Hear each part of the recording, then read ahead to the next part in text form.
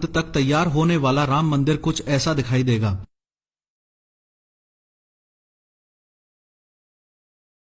इसकी लंबाई 270 फीट, चौड़ाई 145 फीट और ऊंचाई 141 फीट होगी। मंदिर की बनावट को अच्छे से समझने के लिए खाली जमीन से शुरुआत करते हैं। सबसे पहले करीब 25 फुट ऊंचा फाउंडेशन स्टोन होगा। उसके ऊपर 6 फीट ऊंचा छोटी डिजाइन में चबूतरा होगा। उसके ऊपर 16 फुट 3 इंच की ऊंचाई के 106 पिलर्स लगेंगे। रामलला की भव्य मूर्ति इस गर्भगृह में विराजमान होगी। गर्भगृह के चारों तरफ परिक्रमा लगाने की जगह होगी। उसके बाद पहली मंजिल का चबूतरा होगा। उसके बाद 14 फुट 3 इंच ऊंचाई के 106 पिलर्स पहली मंजिल पर भी लगेंगे। उसके ऊपर छत और गुंबद होंगे, पर ध्यान देने वाली बात है ये शिखर, जो कि 65 फुट 3 इंच का होगा और इसके ऊपर भगवान राम के नाम का झंडा फहराया जाएगा। इस प्रकार देखा जाए तो मंदिर में कुल 212 पिलर्स होंगे। हिंदू माइथोलॉजी के मुताबिक हर एक पिलर में 16 मूर्तियां डिजाइन होंगी, जो कि हिंदू देवी देवताओं की होंगी। मंदिर में एंट्री टोटल 5 जगह से हो पाएगी।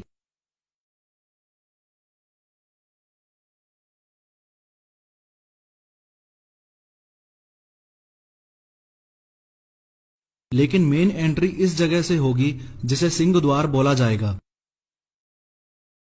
पूरे मंदिर में कुल 24 दरवाजे होंगे, जिनकी चौखटें संगमरमर के पत्थर से बनाई जाएंगी।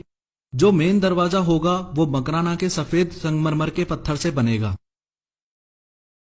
राम भगवान की मूर्ति ग्राउंड फ्लोर पर स्थापित की जाएगी और फर्स्ट फ्लोर राम दरबार के लिए होगा।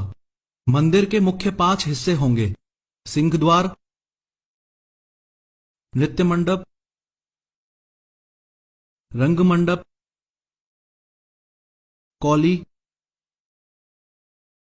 गर्भगृह और परिक्रमा। मंदिर में कुल 330 बीम का इस्तेमाल किया जाएगा।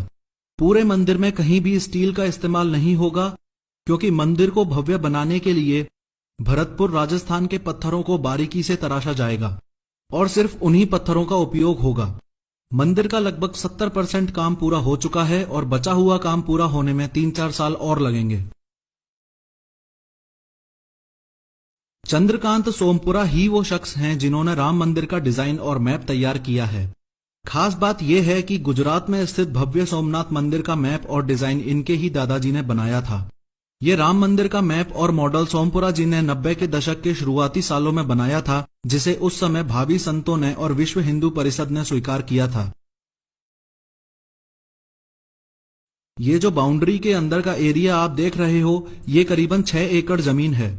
चंद्रकांत सोमपुरा ने पूरा नक्शा 6 एकड़ में इसलिए तैयार किया क्योंकि 2.77 एकड़ जमीन तो सुप्रीम कोर्ट ने दे ही दी है और बची हुई 3.25 एकड़ जमीन वो भी उपयोग में ली जा सकेगी जो सरकार के अंडर है। वो इसलिए क्योंकि जो 67 एकड़ जमीन सरकार के अंडर है वो अलग अलग ट्रस्ट की हैं। इस 67 में से सबसे ज्यादा यानी कि 42 एकड़ जमीन सबसे बड़े ट्रस्ट राम जन्मभूमि न्यास की है। ये जमीन पिछले कई सालों में राम जन्मभूमि न्यास ने विवादित जमीन के आसपास रहने वाले लोगों से खरीदी थी। राम मंदिर के चारों तरफ 4 छोटे छोटे मंदिर और होंगे, जिसमें भरत मंदिर, लक्ष्मण मंदिर, सीता जी मंदिर और गणेश जी का मंदिर होगा। भव्य राम मंदिर के जस्ट सामने एक बहुत बड़ा विजय स्तंभ होगा। मंदिर के डायमेंशंस को अच्छे से समझने के लिए ये याद रखें कि मंदिर के सामने खड़ा हुआ 6 फुट का आदमी कुछ ऐसा दिखाई देगा और मंदिर की साइड एंट्रीज पे खड़ा हुआ 6 फुट का आदमी कुछ ऐसा दिखाई देगा। मंदिर से हटके थोड़ा बाईं ओर चलें तो इस जगह पर कथा कुंज भी होगा।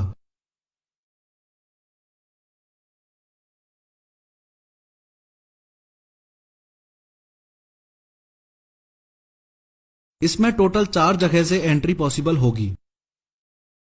रामकथा, महाभारत, रामायण, रामलीला जैसे स्टेज प्लेज के लिए यह जगह तैयार की गई है। इसके थोड़ा सा बगल में इस जगह पर रिसर्च सेंटर भी बनाया जाएगा।